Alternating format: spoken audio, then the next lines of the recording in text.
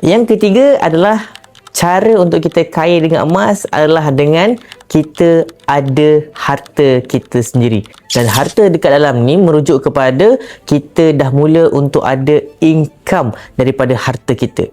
Contohnya macam hari ni, kalau tuan-puan seorang penyanyi ataupun penulis lirik, tuan-puan akan dapat royalty.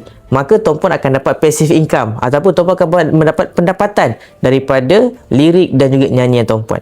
Yang pertama. Yang kedua, mungkin ada dekat sini tuan-puan ada merupakan penulis buku. Maka setiap kali buku itu terjual, kita akan dapat royalty. Ataupun hari ni ada di antara kita yang merupakan pemilik Airbnb, sewa rumah, properti dan sebagainya.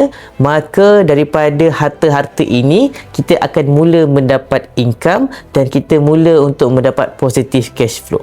Jadi, bagaimana dengan kita ada harta ini, kita mampu kaya dengan emas? Sebab apa tuan-puan? Sebab macam cerita tadi, kita dah mula untuk ada simpanan.